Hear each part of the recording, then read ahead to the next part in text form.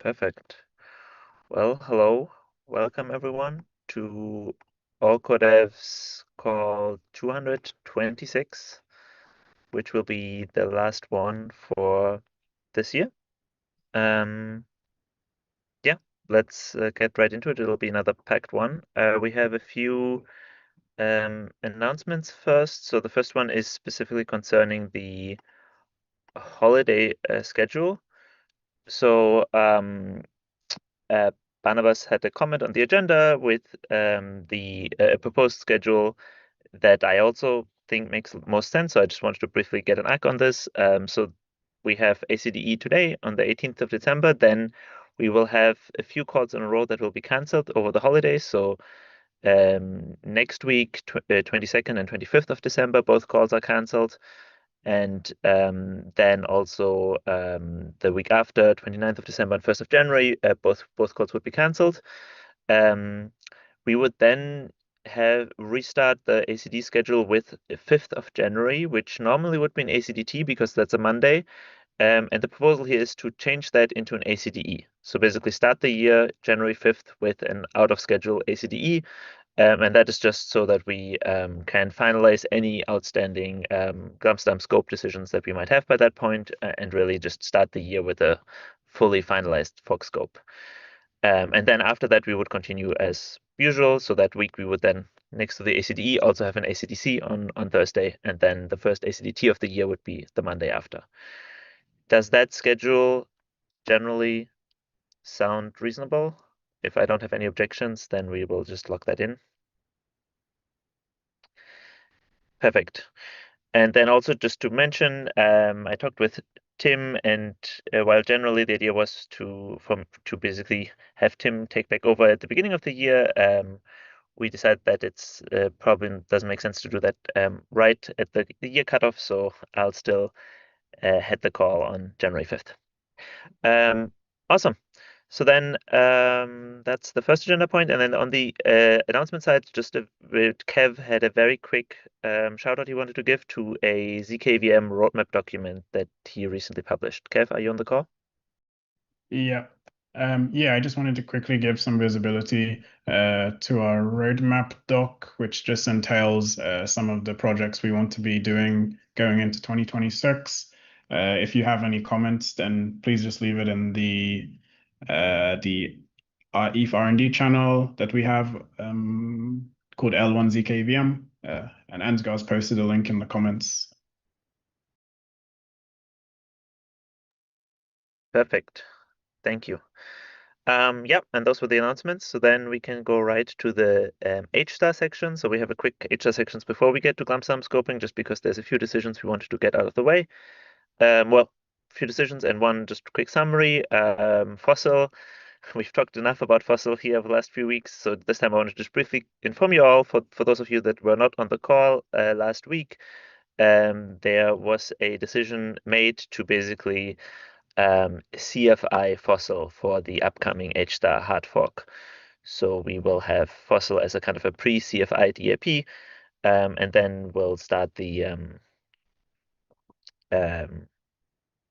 we'll start the headliner process there soon. With out of the way, then there's another HSTAR related decision that was made on ACDT, is my understanding, and this is a name change. Apparently, I think there was some issue with Hacker not being a proper star or something. I didn't actually pay super close attention. I'm not sure if there's anyone here that can maybe briefly explain that. But anyway, there's a new name now for the CL for the CL side of the hard fork, and I unfortunately have no idea how this is pronounced. Has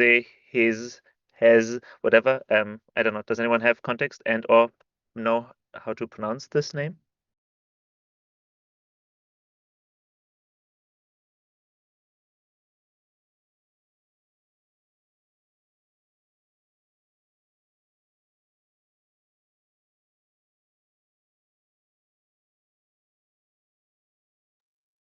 Hey Zoo. Alex, I see in chat that you might actually disagree or something. I mean, this was presented to me as a decision that was made on ACDT, not something to decide today. But if you have context on this, can you? I don't know. Do you want to briefly comment on this? No audio. Okay. Okay. Well, yeah, I don't know. This was not on my list of to actually make a decision on. I just was going to repeat. But if there's an issue, okay. Well, let's not bike shed. I think yeah. Then let's go with this renaming. So we'll just and it's apparently pronounced Hezu. Hezu. Okay, that's I guess the name. Great. And then we do have a decision though, and that is on the actual full fork name, the portmanteau of that with Bogota. There was an updated poll in the ETH Magicians using this new first part of the name, and the leading candidate there in the poll is Hegota. So I just wanted to see if we have agreement to accept Hegota on today's call as an official decision. Anyone who has any veto reason?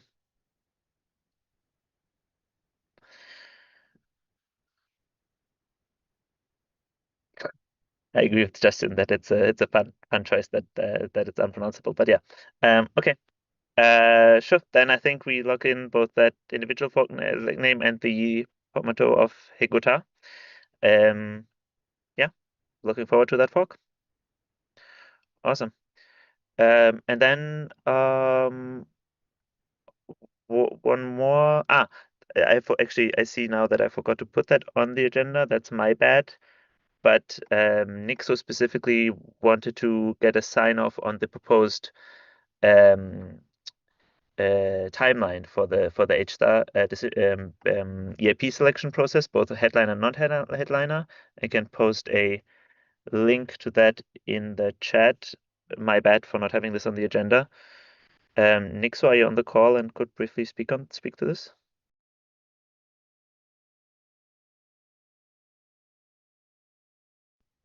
Yeah. So that timeline is proposed. Opening the headliner proposals and then choosing, and it's sort of TBD on the rest of it, depending on how that goes. I would advocate for only 30 days for the non-headliner proposal. But in general, I would like to get this solidified so that I can make it a blog post and put it out to the world and sort of blast that out.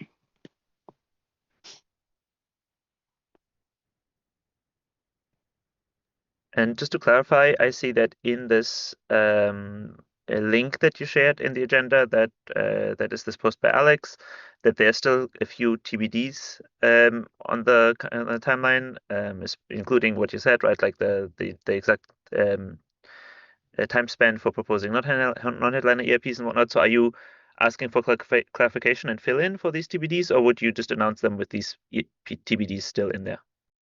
No, I would just announce the dates that are written in there and then say that they're a 30-day window to headliner EIPs will follow that depending on our actual decision-making ability. So as soon as the headliners are chosen, then the non-headliner proposal window would open up.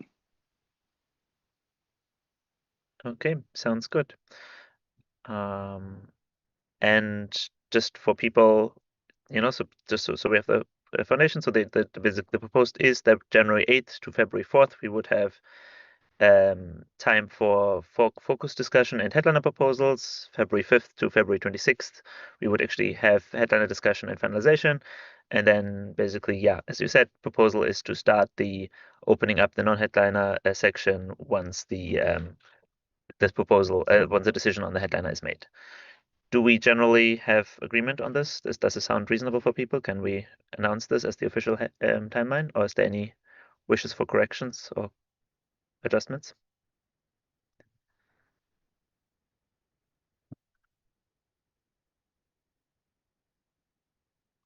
Okay, great. Well, these calls are great. I just keep making proposals and everyone is just quiet and we just make decisions. Very efficient. Okay, then we just we log in that timeline. And apologies again that this was not on the agenda. Okay, with all of that out of the way, we are ready for the main part of the call, the Glamsterdam scoping continuation. So just for some context, we made 18 decisions on last call. We have 22 more decisions to go. my goal would be to basically get through the vast majority of these today and make as many decisions as possible, and then whatever is left over, and there's like already 1 or 2 EIPs specifically that where that's generally the recommended action at least, we would then make those few remaining decisions on January 5th, and then hopefully have a fully locked in fog scope by January 5th. To start off the section though, there is a short update from the repricing side, and I think Marius, you wanted to give a brief overview? Yes. Hello, everyone. Let me quickly share my screen. So first of all, I'm synthesizing I'm combining a lot of the work that the repricing teams have been doing. So big shout out to Jochem and Luis and Carlos and Maria and Camille from the Nethermind team and the rest of the Nethermind team who's been working on this. So they've been putting in a lot of work in order to get us to the point here. And let me jump right in. Short recap. Currently, we are running at roughly at max 20 megagas per second. What we are trying to achieve with this repricing effort is a harmonization between the compute opcodes itself, and then also a harmonization between the areas of compute, state access, data. And we want to do a mitigation for state growth. Because if we don't mitigate state growth and we increase the gas limit, then the chain will grow much faster than we would have liked. So what we are currently proposing is to target 60 megagas per second. So all operations below 60 megagas per second would need to be repriced up. That is around 18 operations in total. The list here on the right shows these 18 operations, but this is pending client improvements and further analysis. And one thing that we might want to propose in the future is price reductions for very expensive operations. But this heavily depends on the timelines for Glamsterdam, and so we don't want to propose that today. But what we want to propose today is to CFI EIP 7904 in order to move this along. For data, we have 2 EIPs that touch call data, 7976, which increases the call data floor gas, and 7981, which increases the cost for access lists. The numbers in the EIP might change depending on the other repricings, but both of these EIPs are very necessary if we want to increase the gas limit, and they are ready to go. And regarding state access, again, we are targeting 60 megagas per second. We have EIP 8038, which increases the cost for state access. The numbers there are still missing, but we are very confident that, or we are very clear that there needs to be increases in state access costs, and in order to scale, and so numbers there will follow, and we would like to also lock that in today. EIP 2780 reduces the intrinsic transaction gas. This will need to be updated based on 8038 and also maybe some of the repricings that we do. We're not trying to force a decision on 2780 today, but overall, it has become quite clear that repricing for state access is necessary. For state growth, there are 3 options that we have. 8037, state creation gas cost increase, which is a fixed increase of the costs for state creation. 8073, dynamic state pricing for steady growth. This is a dynamic state cost creation based on current block limit. This is proposed by the Nethermind team. And 8075 adaptive state cost to cap growth and scale L1. This introduces like a similar mechanism to 1559 in order to get us to a certain target of state growth per block. And what has become clear over the last couple of weeks, that some repricing has to be done with regard to state growth. And if we move into the future also, probably state needs to be measured on a different axis than compute. But we would like to postpone the decision on which of those 3 EIPs to do onto January 5th. And if you want to learn more about state growth, you can check out Ender's overview of the different proposals. So concluding, we would like to target 60 megagas per second with repricings that would significantly allow for significant more headroom for scaling. We would like to move 7904, the general repricings, to CFI today, move 7976, increase call data flow gas to CFI, 7981, increase access list cost to CFI, and we would like to move AT38, the state access gas cost update, to CFI. We would like to discuss 2780, the reduced intrinsic transaction gas, either on the call today or postpone it. And we would like to postpone the decision on state growth to January 5th. Yeah, that is basically what I wanted to share today. I cannot see the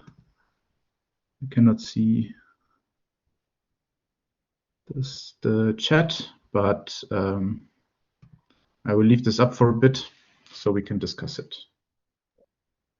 Sounds good. And I'll already, just for context, because for actually in a second making the CFI and DFI decisions, I have updated the document that we used last week. I already put the link in chat, but if there are questions for Marius first, then I think we should keep the screen share here for a second. So are there specific comments on the repricing proposals here?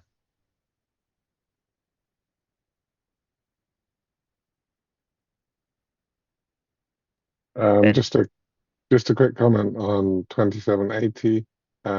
Additionally, I think ETH transfer logs, that would add a small amount additionally on top, which is a different EIP. Yes.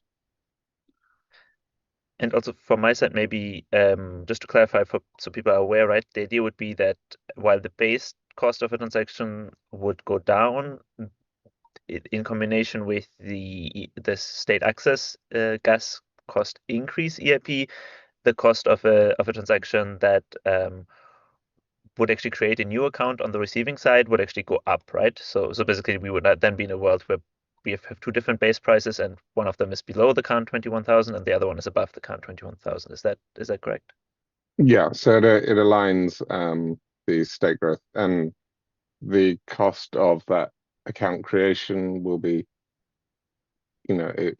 depending on what we do with state growth, will be that price. But at the moment, there's a loophole where if you create an account as part of a broad transaction, that's cheaper than if you do it as part of a call, which is an inconsistency. So it aligns to the more expensive price and takes it off a regular transaction. Makes sense. Lukasz? So one theoretical kind of question, like philosophical. So I kind of agree that we probably need to reprice state growth, especially. But if state growth is one of the main chain main usage, if we reprice it similarly as we increase gas limits, the question is, are we really scaling, right? So If we need to scale, we need to allow for more state growth than we have at the moment. That's not 100% true, because if we would change the ratio between compute and state growth, and that would allow for More compute. more compute. Yes. Yes, true. But how much % of gas is currently compute? Think. So I Maria? think at the moment is like around 30% is You're the average breaking block. out. I didn't get that, sorry. It's I think it's 30% of the block is state growth or state-related operations, if I remember correctly.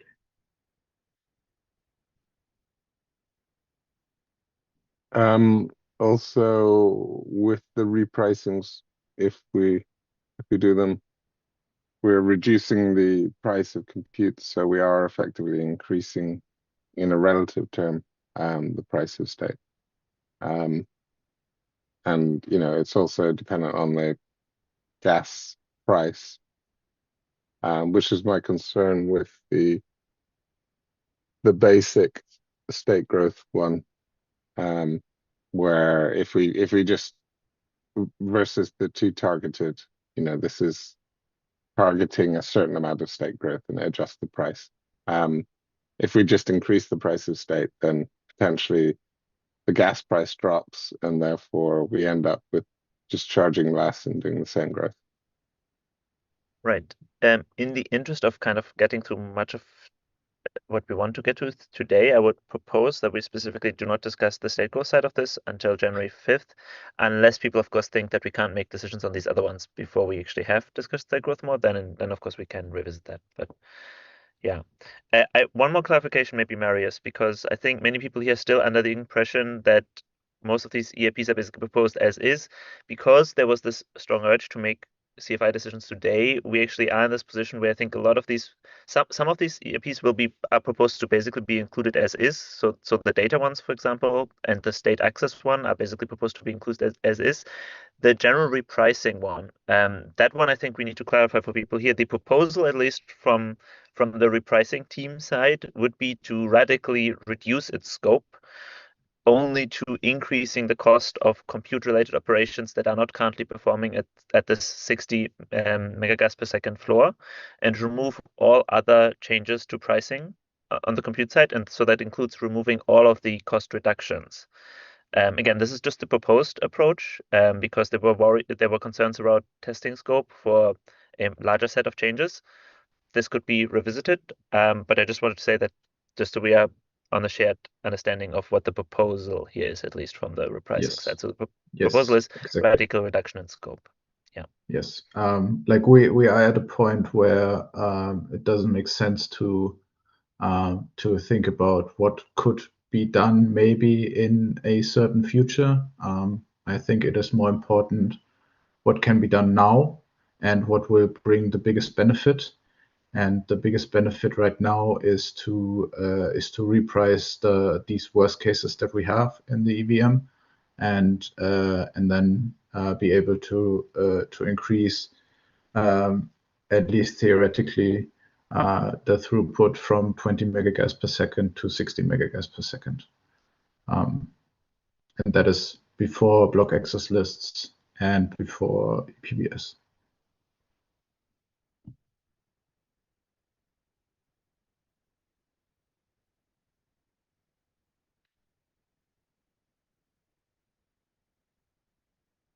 And then maybe one more. There's a question in chat from Luis from Besu. Block level access lists will make compute much cheaper than state access. So basically, why are we basically treating them the same here? Marius, do you want to comment on that? Well, it's not clear to me why state access wouldn't be cheaper, wouldn't be more expensive, or wouldn't also get cheaper with block access lists, because we can load the state before, and so all of the state would actually be kind of cached.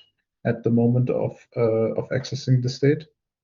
And also the numbers for the state access costs will definitely be revisited once we have a version of block access lists live that we can really that resembles the final thing and that we can use to measure all of this.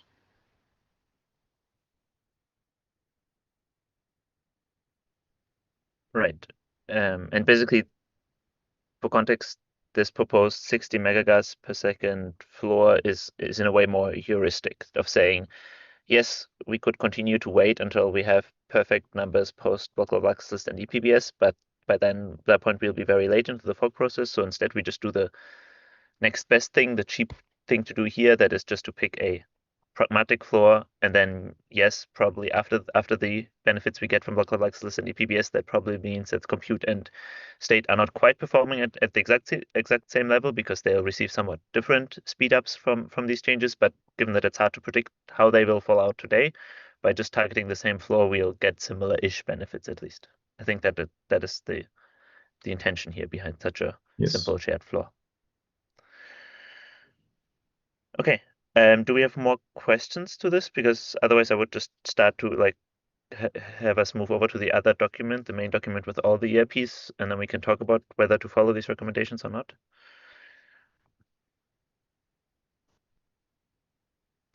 Maybe one more before we go there. How do people feel about this downscoping of the general repricings one? Obviously, again, it's called general repricings today. It had this large ambition of repricing everything and making a lot of compute cheaper. It would now only make basically the things below the floor more expensive instead. Are people generally okay with that recommendation? Would they want a more ambitious scope? What is the feeling on that EIP in particular, Ben? I'd like to leave the door open to also decreasing costs, but not as, you know, a hard bound. See how we go. Good. I mean, it's obviously better to remove the worst cases as the first step. And Dragan? We will be fine with increased scope and repricing every opcode. At least CPU related one related to that IOP.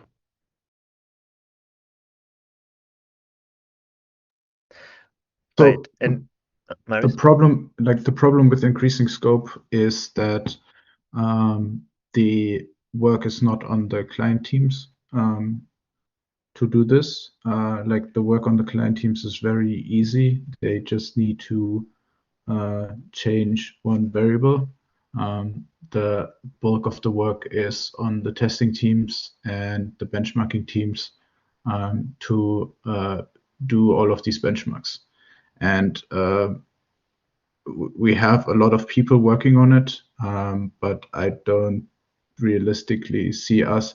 If the REST team would step up and say we put like 2 or 3 engineers on into this effort, and in order to get the full repricings and have like the extensive effort, then I think we would be in a much better state.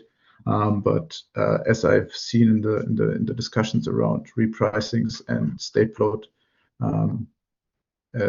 many teams are not as focused on it or do not put as much resources into it as I would have liked. So yeah.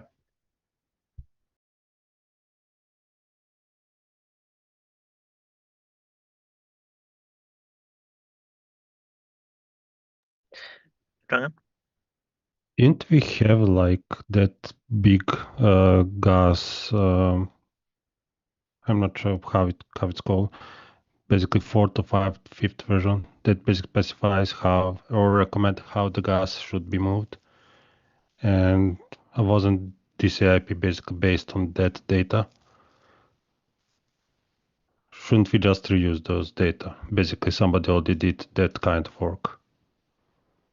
Yes, but that data is not very good. to put it mildly. Okay, then the confidence on the data is not great. Okay.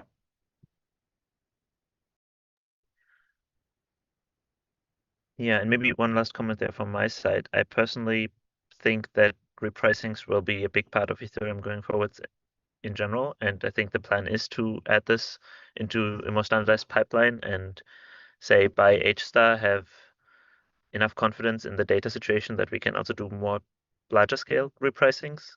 If we are fast with this, then maybe some of these repricings might end up making their way back into this EIP if there's room and there's time. But basically start with the minimum scope for now that we need, which would just be the floor, and we can always add things back if into the fork process we realize we have room and time, and it's easy to do. But basically better to start small than to start too ambitious. Okay, then I think kind of we can move to the main kind of decision-making section here. I think, Josh, you wanted to share your screen. The document is here. I put the link in chat. It's the same document as last time, just I updated the annotations and marked all the decisions. You'll see further down in the document, I marked out all the decisions that we did last week. As of 30 minutes ago, they also reflected in the meta EIP, by the way. Okay, so then let's first talk about the repricing section. So just to repeat, 2780 is a bit a separate decision because that one we can or cannot do depending on how people feel like it. It had pretty strong support from all the clients. So I would that it is a CFI candidate for that reason. And then the other four basically are specifically the recommendations from the repricing side. If we would prefer to not do one of them, then we should revisit all four decisions because those four are really only impactful if they're done together. But maybe let's first take the decision on 2780. How do people feel about this? This had pretty strong support across all clients. Anyone that opposes a CFI decision?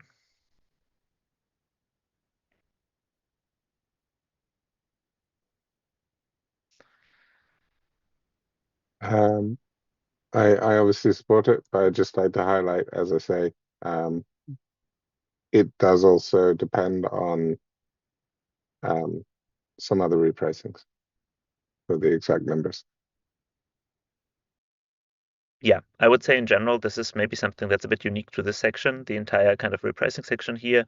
All of these EIPs would be included as an intention to basically do these changes. Well, the general repricing ones, the EIP also needs to be updated to reflect specifically this floor reduction in scope, but all the other ones roughly have the right scope. But the values in all of them would be subject to change and probably would continue to be subject to change for a while longer into the fork.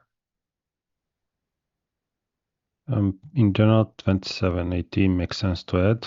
I would just slightly modify it or basically have discussion about it to exclude the problem with when the transaction creates new target, new account.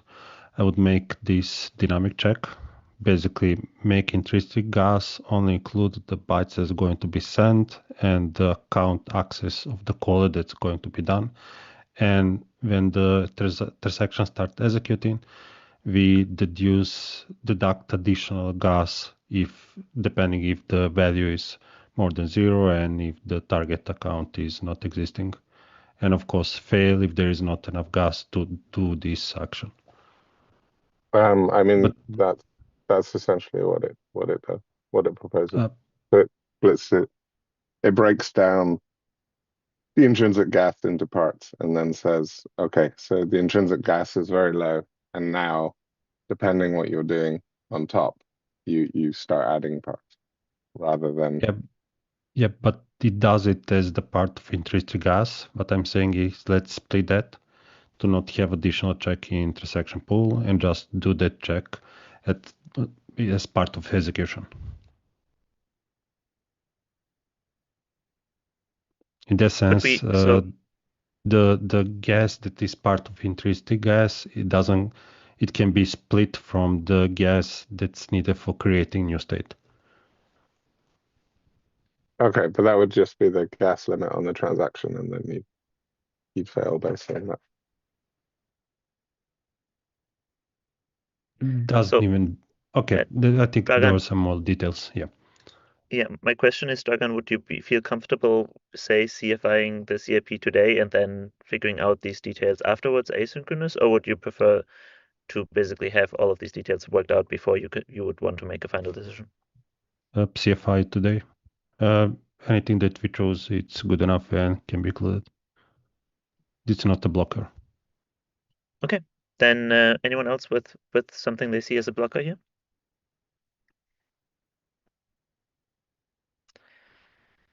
Then I would say that is a CFI decision. So one CFI decision to go down, I mean, and then let's take the other ones one by one. But maybe start with the one that was the most uncertain, which was the last one in this list actually, 38 state access gas cost increase, because if there's one that possibly has an issue, then it's this one, I think. So let's maybe discuss this one first. Do we feel comfortable making a CFI decision on this one with the understanding that basically we'll specifically establish this 60 megagas per second floor? Is there basically anyone that feels uncomfortable with that?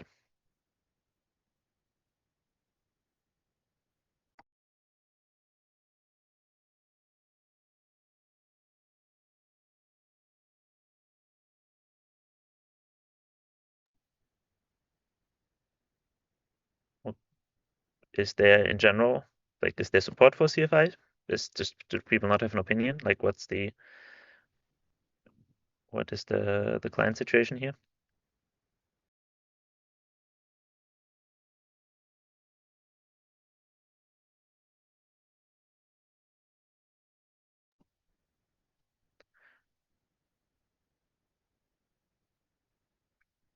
We can also, of course, delay decisions. It felt like, yeah. Ben, could you briefly comment on why you would prefer the delayed decision? Yeah, so there's like 3 in this area. And I think it needs a bit more consideration. So I don't think it's straightforward. are you talking about the state growth one or the state access one? Because, sorry, this is very confusing. This one Oh, specifically yeah. is the state access one. So this would only make S stores and S loads to existing locations, like affect that pricing. I apologize. I misread. No, I mean, yeah, I should really make this clearer. So this one is specifically not about state growth. So the state growth one is the one that is in the separate section below. That one, the recommendation will be to talk about it on January 5th for a decision. So this one that we're talking about right now, 8038, is just about interactions with existing state. I just took this one first because out of all of the previous discussions of these repricing changes, this was always the one that had the least clear support. So I wanted to check on this one first, given that they really need to be included as a bundle, basically. I mean, one of the issues is it's all TBD, so it doesn't say whether we're increasing or decreasing, and it will be very affected by BALs. So the idea would be to have this enforce a floor of 60 megagas per second, even without taking the impact of EPBS or BALs into account, so that then with the impact of EPBS and BALs, we can run it at an even higher gas per second. So this would result in a price increase for most operations there.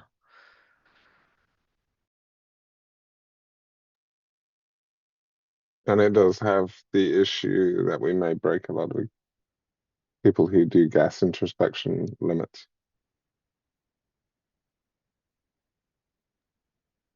So decreasing is easier because it doesn't break anything. Right. The problem is again, the reason why that was proposed is just that if everything else is priced so that it basically can run at 60 megagas per second or something, and then state can only run at 20 or 30, then we are running the entire EVM at like half speed because of it. So that's why. And of course, the point would be if we CFI it, that means that now it will be subject to thorough testing. Testing does include backwards compatibility checks. So that does not yet mean it's definitely in the fork. It just means we basically prioritize figuring out all of these issues. Yeah, I'm okay with that. Okay, then I mean, from the Geth side, obviously we have heard from Marius. Is there anyone else from the Geth side on that has a take on whether Geth would be in favor of the CIP?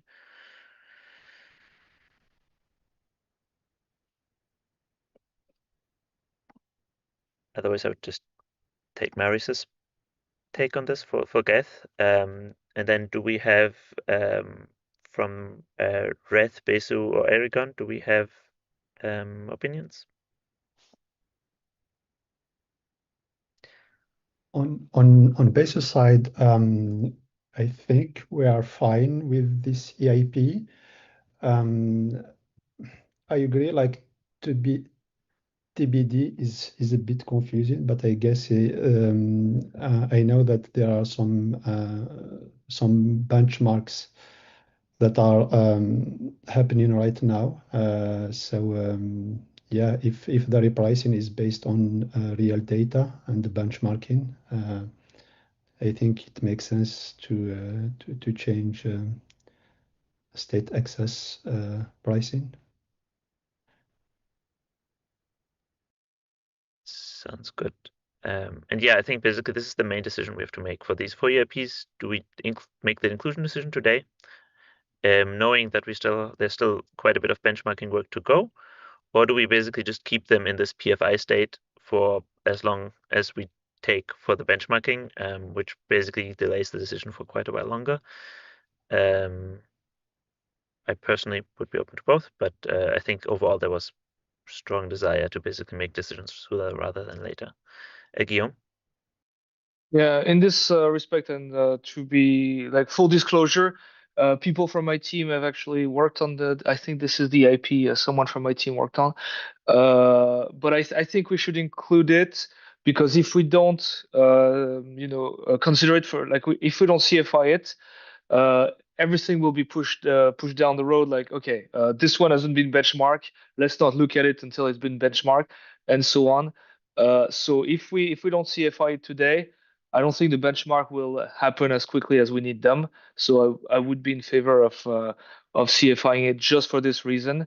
And then if it turns out the benchmarks are not good enough or whatever, we consider doesn't mean included for sure. So I would say it doesn't cost much to just go for it and get those benchmarks.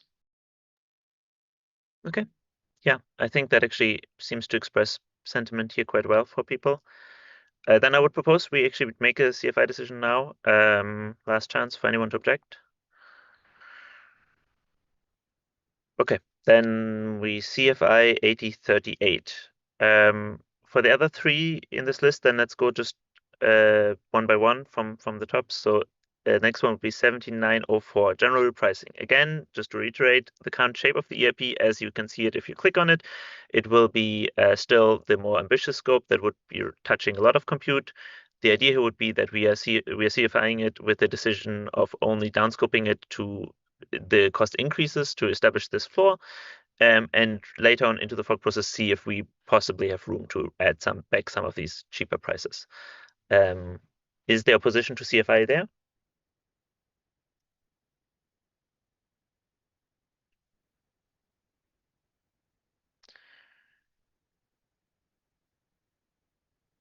Yes. Yeah, quick question. I understand that like the numbers are going to change depending on the benchmarks results as well. But my question is related to one of the slides that you shared, Marius. So for this target of 60 mgas per second, there are some opcodes that would need to have like a different repricing, basically, make them even even more expensive, like mill mode, from what I understand. Is that correct? Like, I mean, like the repricing is not in one sense. We can have like both kind of repricing, make some opcodes cheaper and other ones more expensive. so Is that correct? Yeah. yes, so right now we are only really proposing to make things more expensive. And in order to get to the target of 60 megagas per second, we would need, this is pending benchmarks, but the way benchmarks are looking right now, we would need to reprice 13 operations. And let me look at the slides if that was correct.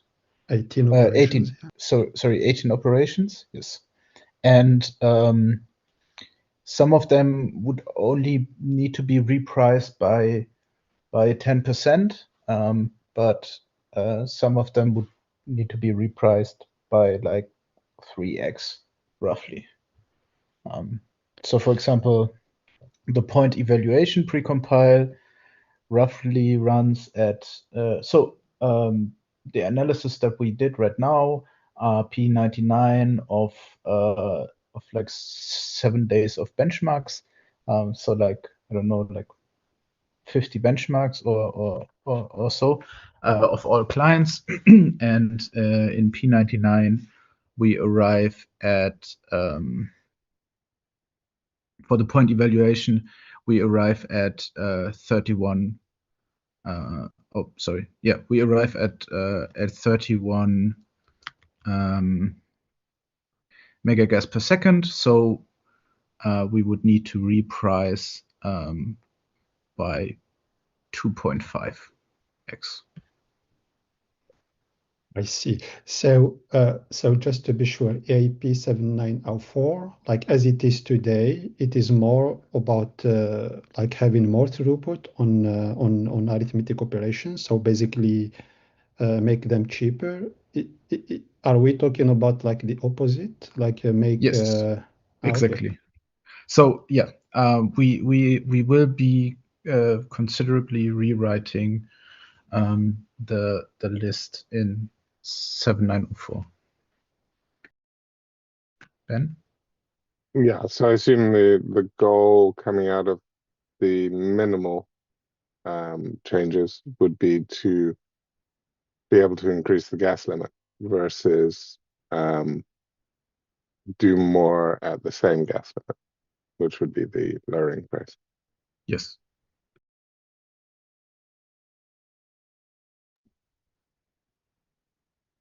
Yeah, so this is kind of in a way a bit of a process compromise, because I think it could also have been a new EIP instead to basically say, okay, this 7904 by its spirit was more about making things cheaper. Instead, we want to make things more expensive. But of course, given that the proposal window is already closed, it seemed more appropriate to just reuse the existing kind of compute repricing EIP, even though the nature of the EIP indeed does change now, as people have picked up on. It seemed like there was then, with these clarifications about the intention here, that there was broad CFI support. Any remaining questions?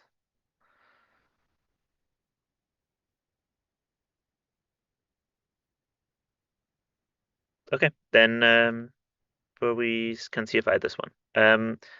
The other two are much smaller in scope each. They're just adjustments to the data side of things. It is definitely possible there that the numbers might also still be adjusted, of course, pending kind of looking more into this. Although I think Tony already had quite a bit of confidence into these rough numbers at least. But basically, with that caveat said, any opposition to CFIing 7976?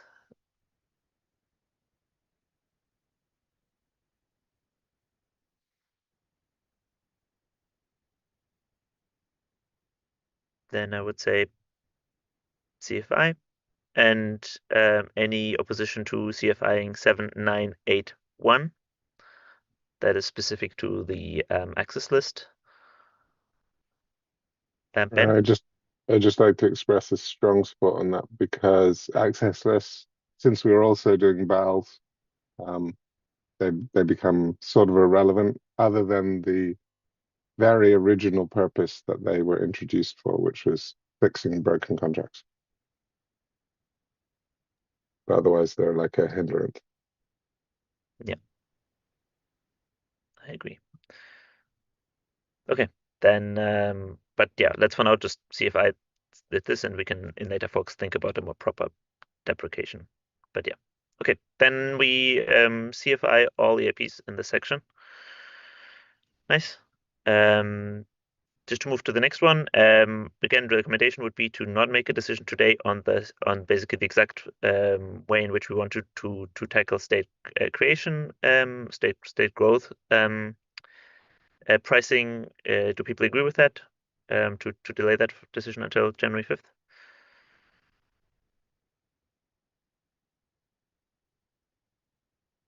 Okay, then we can move to the next section. I Oh, have a sorry, question. So, is there a plan what will happen between today and January 5th, though? Yeah, so the people, at least some of the people at the EF that are working on this topic, will be working in the meantime. And so the idea would be that by January 5th, we just have more time to dive into this topic because we won't be so cramped with other decisions. And then B, by then we should also have some more data to support that decision. Marius? Yeah, I can shine a light on what's happening with the state benchmarks. We are bloating again to a 4x mainnet state.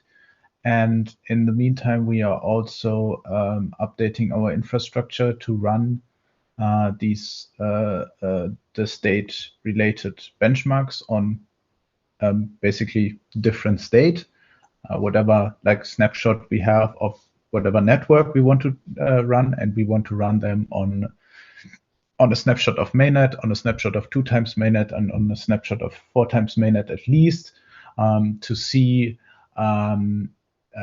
how these numbers compare, what we will be running into in the future, and in order to get more accurate numbers. Like I can for the opcodes, they have been running.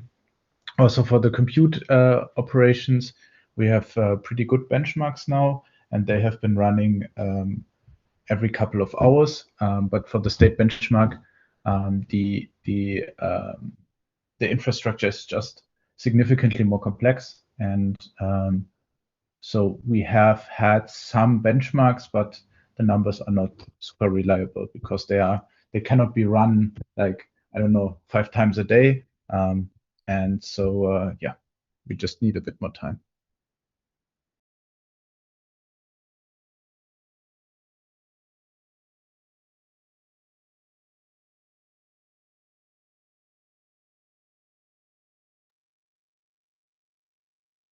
Okay, then I would move on if there's no more comments on this topic. Okay, then we have the non-core repricing ones. So these are still repricing decisions, but given that they are not specifically part of this core section, they can really just be treated as individual one-off decisions with no specific kind of considerations here. So there were 2 competing proposals for repricings around memory. Initially, there was actually quite a bit of interest in the first one in that list. I think last call we even initially talked about it as a potential CFI candidate or something, but in the end, I think there was some. I'm blanking actually. Like one of the 2 had account abstraction concerns. I think that was 797. Wait, am I? Yeah, I think one of them had account abstraction concerns, and in general, it seemed unclear whether there was enough support for either of them. So just given that we need to actually make decisions here, anything that doesn't have a strong yes is basically going to be a default no. So like this is why I put both of them as DFI candidates. So do we by now have strong support for either of those 2 approaches? Otherwise, I think a reform of the memory logic of the EVM would probably be delayed until H star.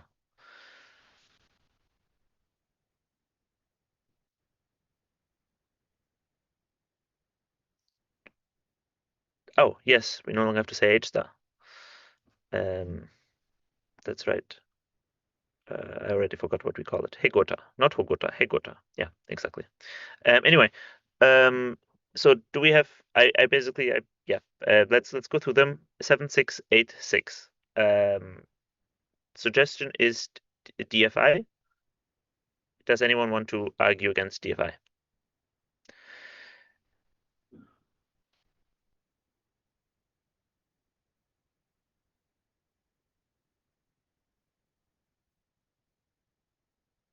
And maybe before we make that decision, then also for the other one, because they're really kind of related, 7923, are there,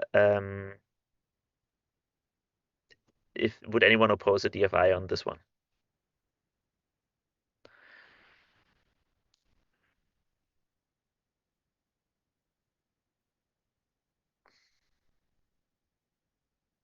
Okay, then I would suggest to just, yeah, then I would say we just DFI both of them. Again, not because of any specific reason, just because, yeah, we need to make decisions, and default is just DFI on each one where we don't make CFI decisions. Okay, then we move on. The general repricing sections here, we have a few more to talk about. T-store repricing 7971. I think actually this is the one that I had in mind initially, but that was used to be a CFI candidate, but then actually had some account obstruction concerns. If those of course have been addressed, and if by now people would want to reconsider this, we could do this. Otherwise, again, just for the if something is not in, it's out rule, I marked it as a DFI candidate. Does anyone have strong opinions on this one specifically? Ben? I mean, it's a shame not to do it, but yeah, the account abstraction concerns are real. Could I suggest we delay it instead and see if we can resolve this? And so delay would mean until January 5th. Do you think there's hope Yeah. that until January 5th we could have people look into this more? Yes. So if the issues aren't resolved by then we DFI it.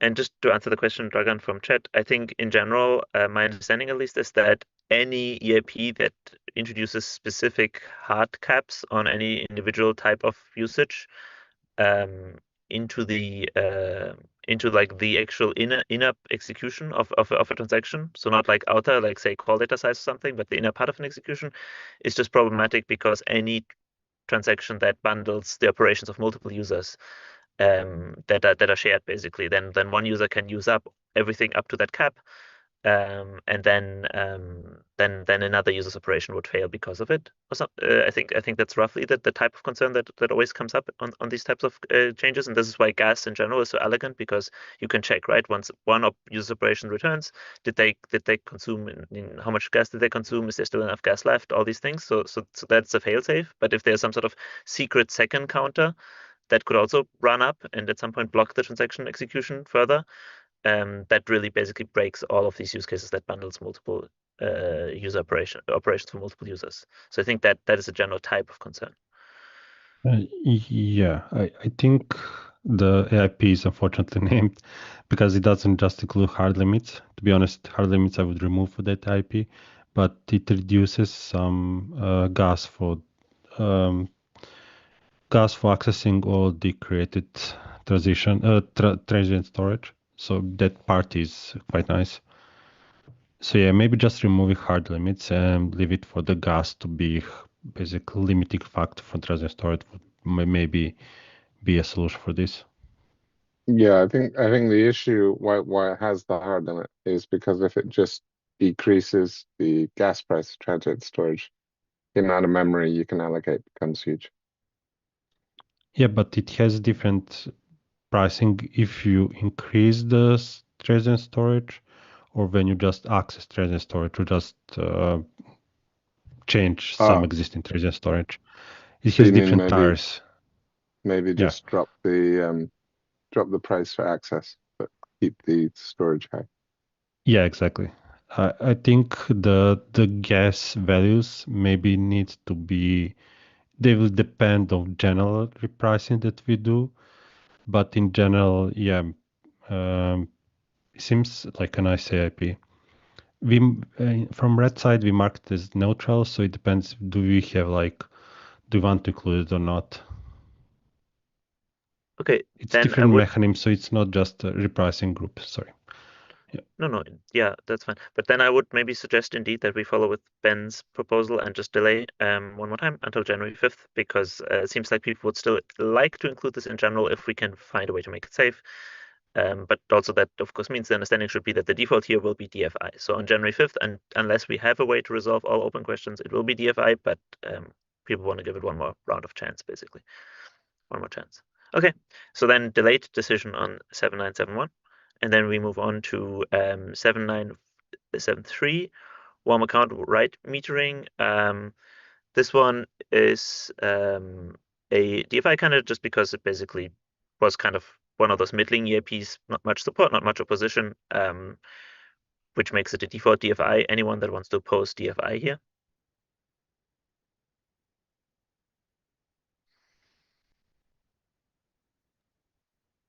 Just that comment. This kind of logic we already have for store, basically for storage. And basically it is some kind of optimization when we want to increase balance for account that's already scheduled to be, not scheduled, but increasing the balance 2 times, second balance increase is going to be cheaper. So from our side, it's market neutral because it depends if there is room to include it or not. I don't have any concerns on AIP in general, but more on the if you have scope for it.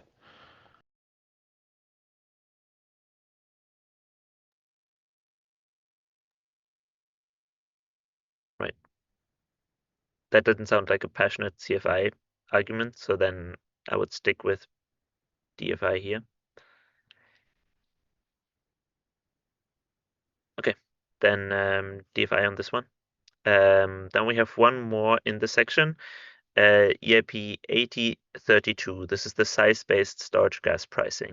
This one does not have a recommendation, either CFI or DFI, because it was quite controversial on the last call, with some people concerned about the overhead. On the other hand, it had quite a bit of initial support, and so I know Guillaume is on the call to talk about it some more, and then we can see whether we want to make a decision on this today. Guillaume? Yeah. So okay, I didn't like you told me we're not going to talk about it today, so I don't have any presentation. I did publish the Twitter thread explaining the transition part of it yesterday, so glad I did this. Please have a look if you're wondering how the transition would work. Yeah, I did watch the rerun. I was on holiday last time. I would like to address the 2 comments I heard that were, in my view, completely wrong. One of them is that it's redundant with 8038, I think, or 8037. I forgot which one. That is completely not true, because 8038 or 8037, I guess it's 8037, has to do with the state growth in general, whereas this one has to target, is only intended to target the one contract that is causing a huge scalability issue, especially in REST. So that's not the same thing at all. Regarding the transition, like I said, I did a Twitter thread yesterday, so please have a look at it. But it's very simple. If you can do something as like, if you can handle an iterator, which everybody in this chat should be able to, I think, it's exactly what it is. It's just about iterating the state, and adding a new counter to the account. So there's always risk, of course, but if you compare it to something like the Verkle transition, which in itself was tested and validated and well specified, it's really much simpler. I am, of course, happy to answer any questions about this, but I think we should CFI this one, and the reason we should CFI this one is because this is having a negative impact on the network, and sorry, the Xen construct in particular is having a negative impact on the scalability of the network. And if you want to disincentivize touching this contract, which is dragging everybody down, you don't have a better option than this, because once again, 8037 solves a lot of problem, but doesn't address this one in particular. Yep, I think that's all I have to say. If there are questions, happy to answer them. Ben? Not too rousing speech, but I would suggest delaying this one so we can consider the new input. What new input are you looking for? Oh, that you've just prepared. Because I doubt anybody's read it fully. Oh, you mean this right? Okay, sure. Yeah. Yeah.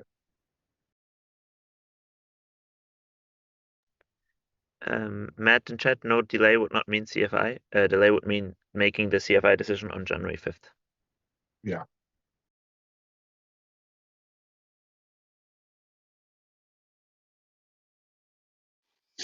Does CFI not mean that we are considering including it and we're looking for more information? Isn't that kind of the definition? We're considering including. I don't know. I feel like if we're trying to go through all of these EIPs, CFI matches what we're looking for here.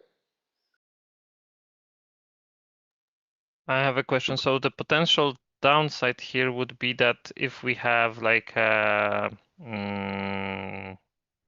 archive sync that is replaying everything from the beginning, it has to go explicitly through this migration every time, right? Yep. So it has to support previous and the next. Absolutely. So this is in consensus, right? The iterator pointers are stored in a system contract.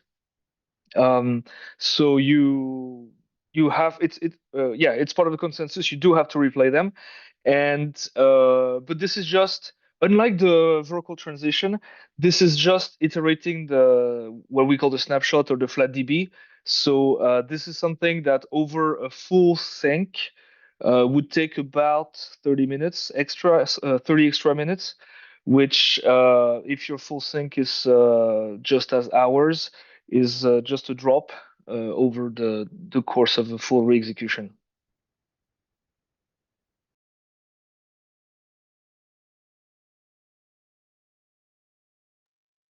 Okay. I'm afraid this might be too complex for the scope. I think everything touching the tree is really, really complex and very error prone. Maybe not complex from the design perspective, or from the implementation and testing too. It is doable. I agree that this is doable. I'm just unsure about if it's not too complex to do it, right? It would be different if we would have this at the beginning, but during that migration, I'm not convinced yet. I mean, yeah, there's only one.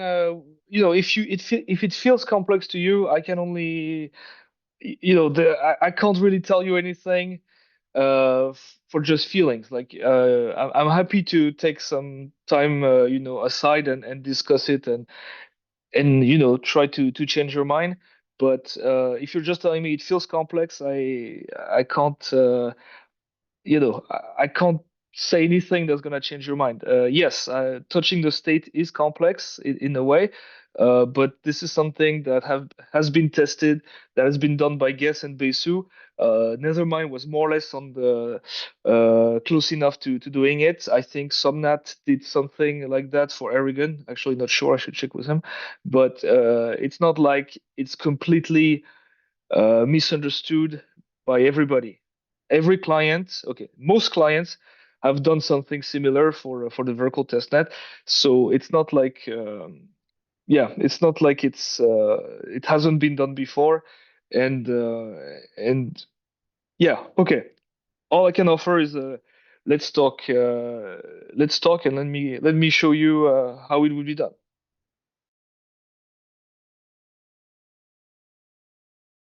So then, just to in the interest of like moving on for today, I'd rather keep these like last few remaining discussion points for January 5th, so we can have that call just for a few more in-depth discussions. I would propose to then delay the decision on this one, given that there doesn't seem to be clear agreement on either side yet.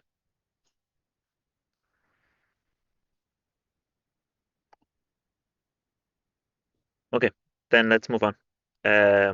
We have a few more topics to go through, and we still have 18 more minutes. We have the contract section first, specifically allowing for larger contracts. So the situation there is that we have two competing EIPs that both basically aim to allow for larger contracts. One is 2926 chunk-based code localization, and the other one is 7907. Basically, it would not make sense to include both. We could basically choose to include one of the two or not do any of them and basically revisit this for the next fork. The reason I specifically marked one of them as DFI candidate is not necessarily a personal preference. It's just specifically due to the fact that in terms of prior discussion, there was a pretty strong opposition by several clients to 2926, but it was actually quite controversial. So we could, yeah, I just wanted to open this discussion back up. 2926 or 7907. Guillaume?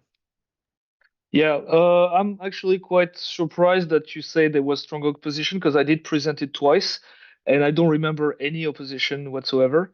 Could be, could be that I don't remember, but yeah, I'd like to know who has who is strongly in opposition to this. I would say of between 8032 and 2926, if I had to pick one, I would pick 8032. The reason why we want 2926 is because it does address the prover killers, and it solves the code size limit in one swoop. It's pretty simple. It's aligned with the state growth EIPs that we want to do. It provides a consistent access cost to code, just like it does. When I say access, I mean both read and write. Something that is not as awkward as the one proposed in 7907. In my understanding, the people that were working on 7907 gave up on this EIP. I could be wrong, but that was my understanding. Okay, you didn't. All right. Matt did, if he hasn't changed his mind, and I think could be wrong. Don't want to put words in his mouth. I think Dragon did too. Okay. What I wanted to add is, yeah, like the 2926 is future proof. It's solving a lot of problems in one go. It's pretty simple. Wukash will probably disagree with that, but that's my take on it. And I think 7907 is instant tech depth. So even if you DFI chunk-based mercurialization, I would say also DFI 7907 because it's in my view it's a big mistake to do. I mean, okay, it's not a big mistake, but it's going to be instant tech depth.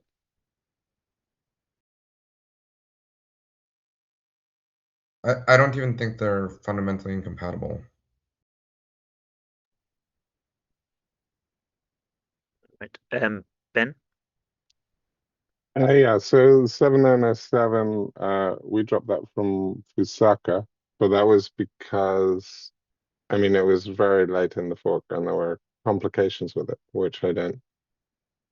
So the solution for that is adding the length to the account, which was like too big a change for Fusaka. Whereas I think for Glamsterdam, it's fine.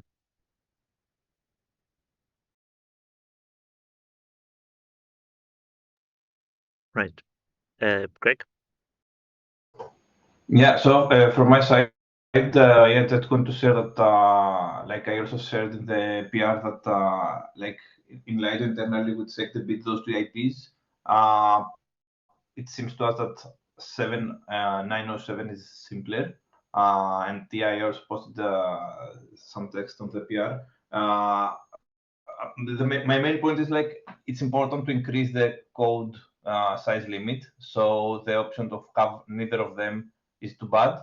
Like there is really need for this. Like also from the kind of Lido contract, but I think in general for apps and developers, it's required to have this increase. So one of them at least should be CFI'd, in my opinion.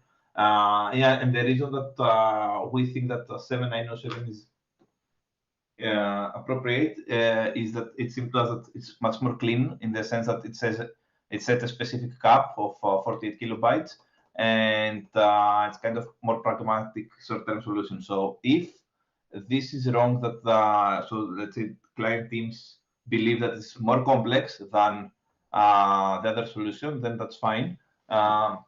Because 2926 seems more kind of future-proof, like it does a bigger change that is more important for the stateless client future and stuff like that. So it's not that we are against this EIP for some reason. It just seemed to us that 7907 does the job of doubling the maximum contract size without having so big complexity. And yeah, as Ben said, like it was. I mean, ideally it should have been already in Fusaka. It's kind of delayed, but now like it seemed to us that it's not so hard to be part of Glamsterdam. Guillaume? Yeah, just wanted to say yes, it's definitely simple. 7907 is definitely simpler in the short term. It's going to be a lot more complicated in the long term because you do have a very like you have an asymmetric management of the code. So that means that compilers will try to put to optimize the code in such a way to put as much code as they can in the best in the free part of the code, and then you're going to have a lot of special guess golfing approaches. I think in the past we always found out that the more people try to work around the limits when it comes to guess accounting. So I think we're opening a Pandora's box, and that's the point of 2926. We are just making a consistent, like the cost is the same from chunk 0 to chunk 1 billion. You do remove the code size limit right off the bat, so it's not like doubling. The other problem of 7907 is that it doesn't solve the problem that if you need even 1 byte of the code, you have to load the entire 64 kilobytes, if that's 64 kilobytes. And so it's not addressing a lot of the problems we know. When it comes to the code size, both EIPs just added to the account header, so that part doesn't change. Yeah, so I mean, they both introduce a change to the count of adding the length. And then in 7907, it does sort of address it in that, yeah, you will need to load the full 64 kilobytes, but you pay additional for loading that. So, I mean, I see it as a pragmatic first step. Because what it does to the account try is the same in both the EIPs. So I don't see it as necessarily incompatible. Well, in the case of 2926, you actually add a new tree inside the main tree, so it does more.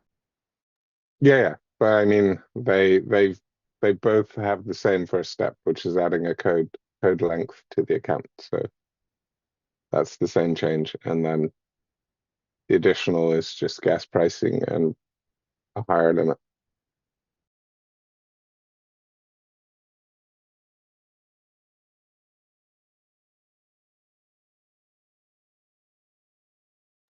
Right. So this seems like a tricky situation. We have pretty passionate and strong support by at least Geth and Guillaume within that for 29 26. And then we have at least 3 clients currently that are more leaning towards DFI on this one. But then also we don't have strong like clear unified support for 7907 as an alternative either. So how do we best actually make progress here towards a decision? Didn't we talk about that we don't want 2926 in this fork, but we didn't talk, do we want 7907? When did we talk about this? I completely. If that happened, I'd like to. I'd like to be informed. Asgard mentioned in the chat there are 3 clients that are they want to DFI 2926, Bezu, Erigon, and Red. Yeah, Does just to Bezu- clarify. So Guillaume, let me briefly clarify. So we had several two occasions so far where people have voiced opinions on these EIPs. One was the phase, the asynchronous phase, where all clients wrote preference documents. Out of those preference documents, we had for 2926 in particular, we actually had both Geth and Nethermind signaling A on this. So this was indeed support on this EIP. And then we had Bezu listing it as DFI, which was a separate category that they invented beyond ABCD, S, A, B, C, and D, just for the pure ETH and for this EIP. And then we had Erigon also listed with an X emoji. They only differentiated between X emoji and checkmark emoji, and this one and question mark emoji, and this one was an X emoji for Erigon. And since we had one synchronous discussion, this was 2 calls ago actually. So last call we didn't get to this. So 2 calls ago when we went through the very first round of discussing all EIPs. In that first round of discussion, it was controversial where Erigon specifically, where Geth expressed support. Erigon expressed to not do this ahead of tree changes, and Nethermind had some concerns around it being expensive. And then Red specifically expressed concerns about it being too complex, and also today again in chat expressed leaning towards DFI. So these are all the ways in which clients have so far expressed positions on the EIP. Does that clarify where we are at? Yeah, I mean, regarding the Erigon one, which indeed did the same comment last time, my answer was like, are you really going to do are you ready to support a tree change in H star or whatever it's called, Hogota? Are you ready to do this? Because otherwise you're not gonna have a tree change anyway. So that's the whole point of this EIP. Assume that tree change is not going to happen for a few years, and we still need the code chunking anyway. So yeah, just right. So I mean, okay. I understand the situation here. The question is just, Guillaume, look, again, it's at least 3 clients. I don't know how to count Nethermind, but basically like, it's at least 3 clients currently leaning towards DFI. I personally, of course, wouldn't mind delaying this decision until January 5th. It just right now doesn't look like that would actually change anything. And the default decision right now is DFI, obviously. We can't include something where 3 clients are on DFI. So unless you specifically think you have high chances of convincing people between now and January 5th, I personally don't really see how we could not make the DFI decision today, if that makes sense. No, it doesn't. I mean, you make a decision last time without me being present to defend it. It's like this is the first time I hear about the DFI. Okay, so I met two times ago. I was there last time. Like once again, if I address every argument made, there should be some time for people to think about it and at least change their mind. You like so far, and that's exactly what I said about 8032. It's all about feelings. Oh, I feel it's too complex. Da da da. Yeah, okay. I want actual points. If you have actual points, then fine. We DFI it. I do not see any points being made. I have a question, which is that is there consensus that there are no let's see, technical drawbacks. Like, I'm wondering if there's any issues with code locality, and I've also discussed this with some other developers because every chunk needs to be looked up. Yeah, okay, sure. I mean, though there isn't more, you have a different type of code locality in 7907, but yeah, you load a piece of code, you need to jump to a different location, you pay for a different thing, but it's 31 bytes. So your leeway to actually do code locality is going to be very limited. That's what I'm saying. Like every 32 bytes, the execution client needs to look up the next chunk. Yeah, and every 64 every 24 bytes kilobytes, you're gonna have to do the same thing. You're gonna be loading it's the same thing. Yeah, it's just because again, like this is not. I don't personally have strong opinion. Actually, really, in some way, we really would want larger contracts in the EVM sooner rather than later. I think that's actually quite desirable feature, but I don't really have super strong opinions myself on this. I'm really just trying to synthesize client positions here. I just think in order to ever CFI anything, we would have basically like all clients be willing to at least give up their veto, and probably most clients support it. That we are pretty far from that status. That's not a good or bad thing. That is just the description of where we are today. So unless specifically the three clients that are on the kind of opposition list, Aragon, Wrath, Besu, would specifically all signal to, or like at least two of them would signal right now that they would at least be open to changing their mind by January 5th.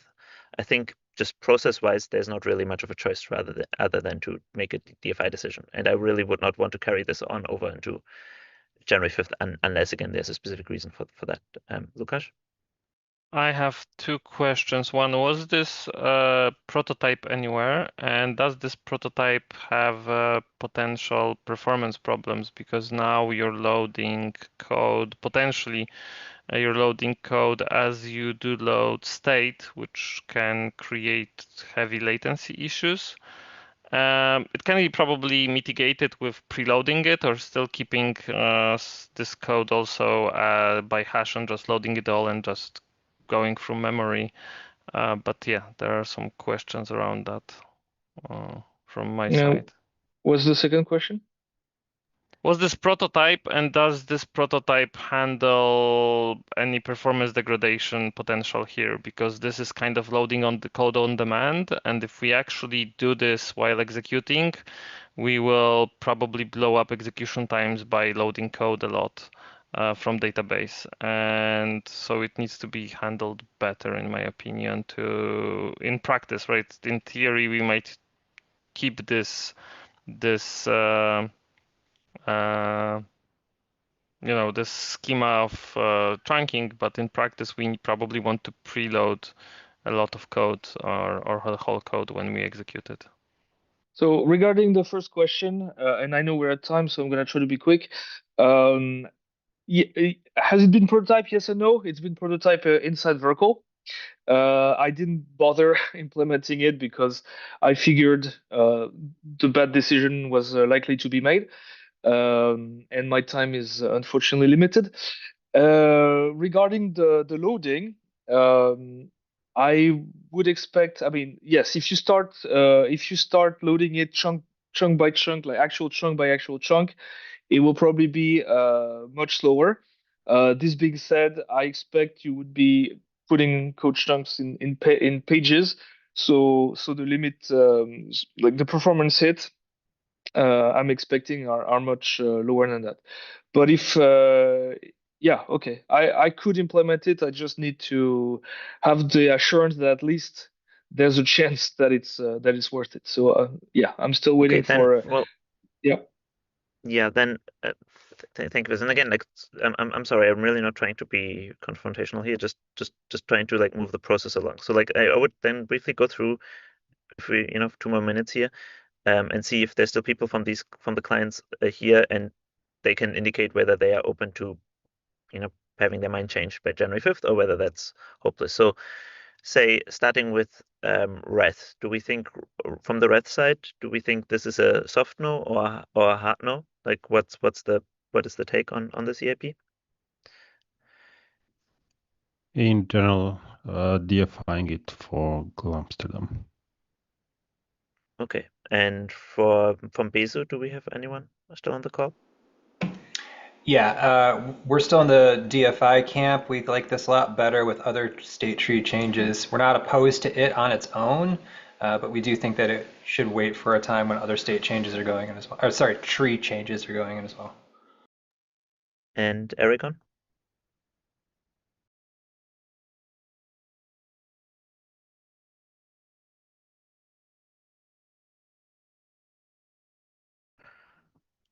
Yeah, if we don't have anyone from Aragon anymore on the call, then yeah, I would say for process reasons, it doesn't seem like there's room for clients to be convinced here, and without client agreement, we just simply cannot include this in the fork. So again, there's not as a personal decision, just following the process here. I think it seems clear that this is a DFI decision today. Okay, can we have the quick DFI decision about 7907 then? I don't think we are over time already because we took so long for this decision. I assume this is probably where that one is headed as well, but then we will have to wait for this until the continuation on January 5th. We did not discuss this today yet.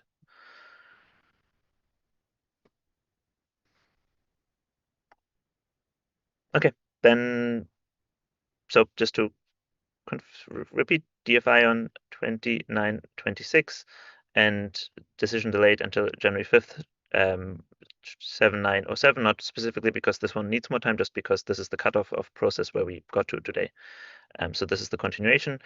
Plan for January 5th will be to just continue with the remaining list first and then get back to the few open questions that we had, and hopefully have time to go in depth there. Thank you, everyone. And we're really getting very close to having the scope finalized. Thank you. Have happy holidays, Merry Christmas, and talk to you all next year. Bye bye.